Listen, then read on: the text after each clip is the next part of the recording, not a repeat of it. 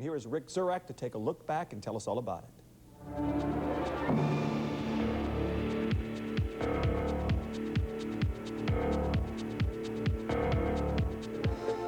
When the 1980s started, Buffalo had 3 pro teams. In March of '80, the Buffalo Stallions finished their first season in the Major Indoor Soccer League.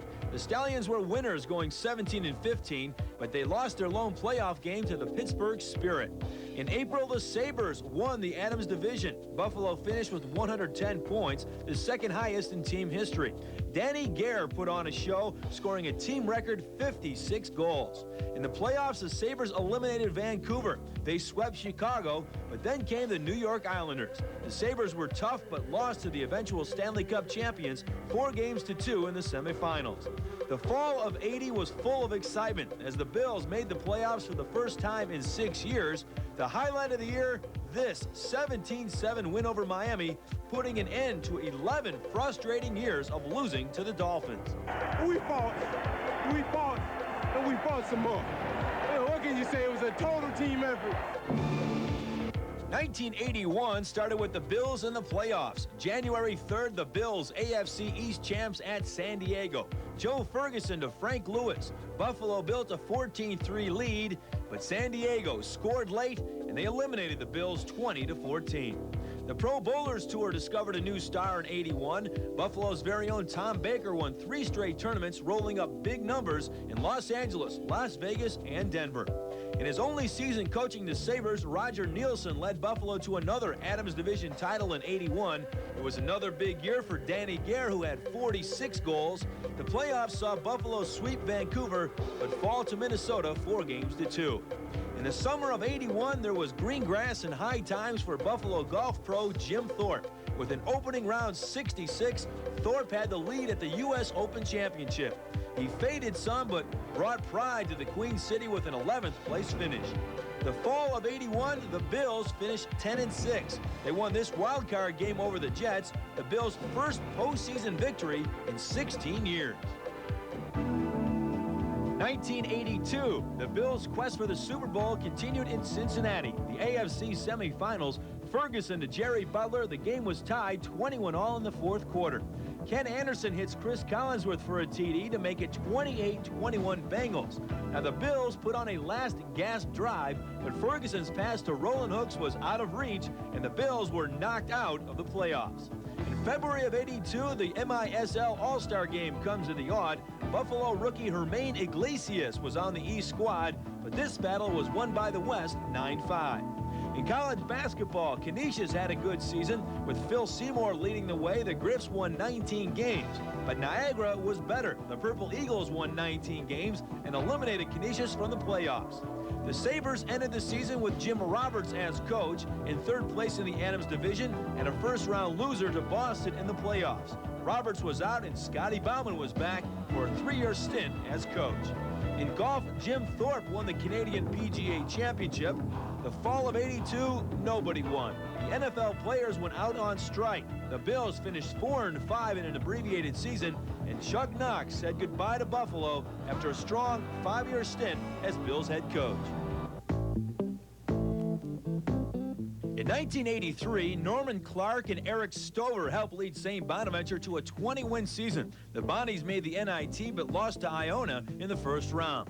For the second straight year, the Sabres finished 3rd in the Adams Division. They opened the playoffs sweeping Montreal 3-0 as Bob Sauvé had back-to-back shutouts. But in the second round, the Sabres were eliminated by the Bruins 4-3.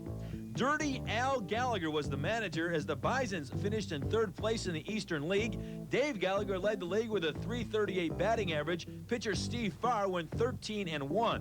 The Bills of '83 won 8-8, finished 2nd in the AFC East, but failed to make the playoffs. The highlight of the year was this 38-35 overtime win at Miami. Joe Danello nailing the winning field goal in OT. 1984 was the 5th and final year for the Buffalo Stallions. Interest in the team and attendance faded, and the Stallions folded.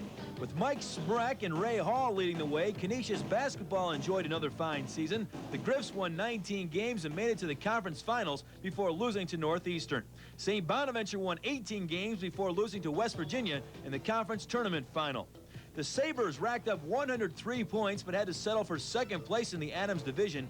Dave Anderchuk led the team with 38 goals, and Phil Housley had a super rookie season. But once again, it was disappointment in the playoffs as the Sabres were swept in the first round by Quebec 3-0.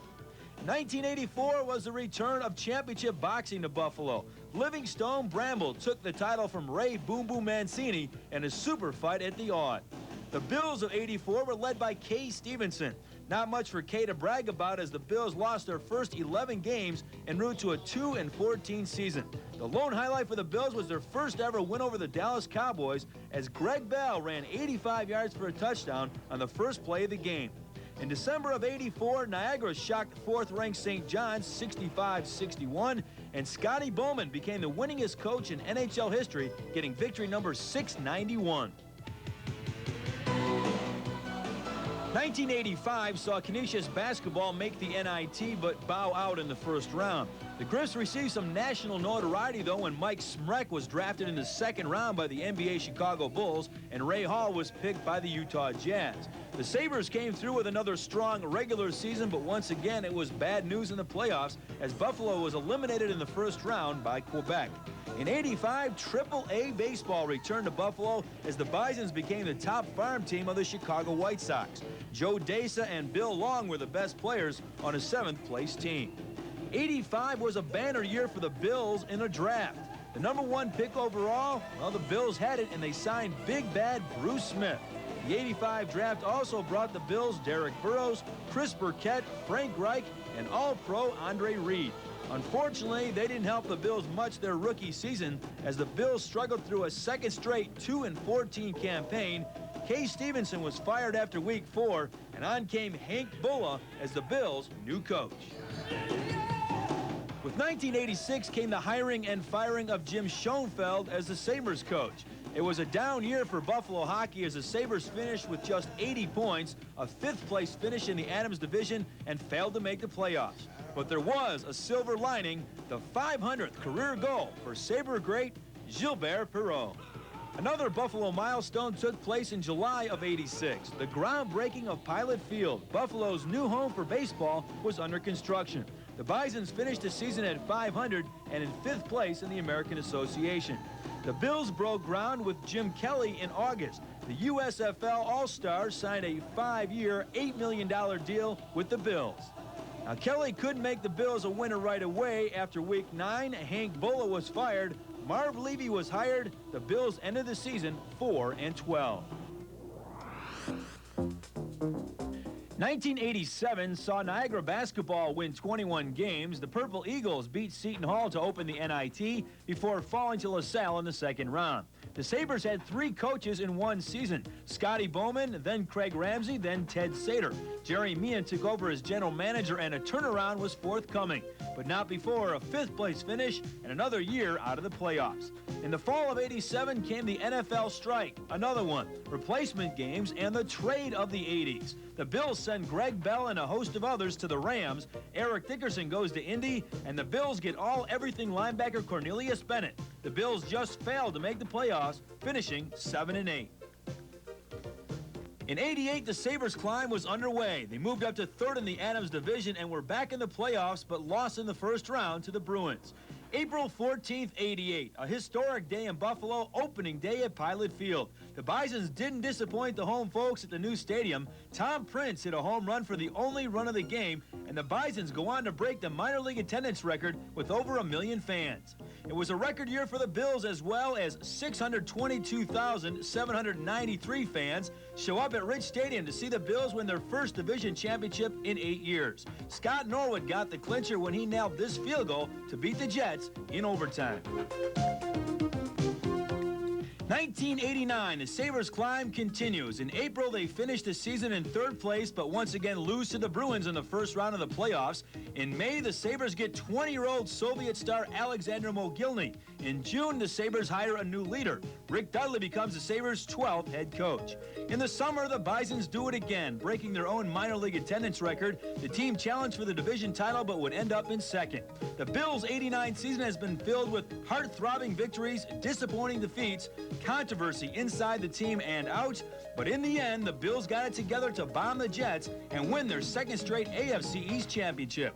With a look at the 80s and looking forward to the 90s, Rick Zurak, Channel 7 Eyewitness Sports.